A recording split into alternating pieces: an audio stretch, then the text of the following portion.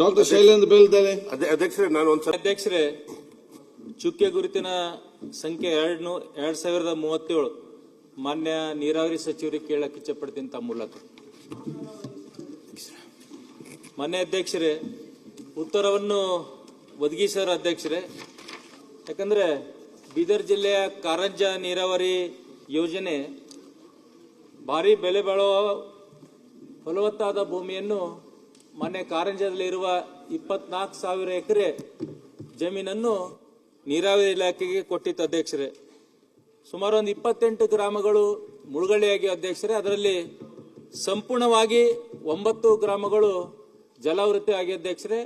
ಒಂದು 60,000 ಜನರು ಎಫೆಕ್ಟೆಡ್ ಆಗಿರೋ ಅಧ್ಯಕ್ಷರೇ. ಸುಮಾರು ಏನಿದು ಕಾರಂಜಿ ಯೋಜನೆಗೆ ಜಮೀನನ್ನು ತಗೊಂಡಿದ್ರು ಸರ್ಕಾರ 1972-73 ಸುಮಾರು ಆ ನೀರಿನಿಂದ ಭಾಲ್ಕಿ, ಹುಮ್ನಾಬಾದ್, ಔರಾದ್, ಬೀದರ್ ಈ 4 ತಾಲೂಕುಗಳು ನೀರು ಪೂರೈಕೆ ಆಗ್ತದೆ ಅಧ್ಯಕ್ಷರೇ. ಮತ್ತೆ ನಮ್ಮ RDPR ಕೂಡ multi village scheme 3 multi village scheme ಇದೇ ನೀರಿನಿಂದ ನೀರು ಕುಡಿತಾ ಇದಾರೆ ಅಧ್ಯಕ್ಷರೇ. ಬಟ್ ಅವರು ಬೇಡಿಕೆ ಕಳೆದ 2024 ಡಿಸೆಂಬರ್ ಅಲ್ಲಿ ಅಹೋರಾತ್ರಿ ಧರಣಿ ಸುಮಾರು 2 ವರ್ಷ ಅಂದ್ರೆ 890 ದಿನ ಅಹೋರಾತ್ರಿ ಧರಣಿ ಕೂತಿರಿ ಉಸ್ತುವಾರಿ ಸಚಿವರ ಕಚೇರಿ ಎದುರುಗಡೆ. ತಾವೇ ವಿಷಯ ತಗೊಂಡಿದಾಗ ಡಿಸೆಂಬರ್ 24 ಅಲ್ಲಿ ನನ್ನ 0 ಅವರ್ದಲ್ಲಿ ಅವಕಾಶ ಕೊಟ್ಟಿದ್ರು ಅಧ್ಯಕ್ಷರೇ. ಅವಕಾಶ ಕೊಟ್ಟಿದ್ದಕ್ಕೆ ಮಾನ್ಯ ಉಪಮುಖ್ಯಮಂತ್ರಿ, ಮುಖ್ಯಮಂತ್ರಿಗಳು ಜಿಲ್ಲೆಯ ಎಲ್ಲಾ 2 ಸಚಿವರಿಗೆ ಎಲ್ಲ ಪಕ್ಷಾತೀತವಾಗಿ ಎಲ್ಲರಿಗೆ ಕರೆದು ಒಂದು ಕಮಿಟಿ ರಚನೆ ಮಾಡಿದ್ರು.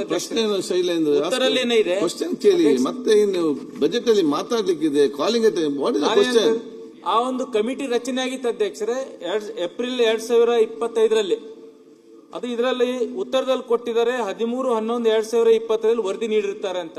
ಆ ವರದಿಯಲ್ಲಿ ಏನಿದೆ ಅಂತ ಮಾನ್ಯ ಸಚಿವರಿಗೆ ತಮ್ಮ ಮೂಲಕ ನಾನು ಕೇಳಕ್ಕೆ ಇಚ್ಛಪಡ್ತೀನಿ ಅಧ್ಯಕ್ಷ. ಮಾನ್ಯ ಅಧ್ಯಕ್ಷರೇ, ಈ ಕಾರಂಜ ಮುಳುಗಡೆ ಸಂತ್ರಸ್ತರ ಬೇಡಿಕೆಗಳ ಬಗ್ಗೆ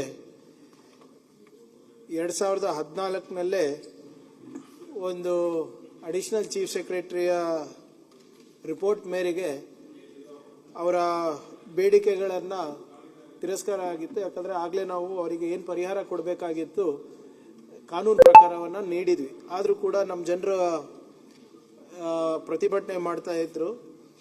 ಅದಾದಮೇಲೆ 2024 ಡಾಕ್ಟರ್ ಶೈಲೇಂದ್ರ ಅವರು ಇದನ್ನು ಪ್ರಸ್ತಾಪ ಮಾಡಿದಾಗ ಅವರ ಒಂದು ಮನವಿಗೆ ಮಾನ್ಯ ಮುಖ್ಯಮಂತ್ರಿಗಳು, ಉಪಮುಖ್ಯಮಂತ್ರಿಗಳು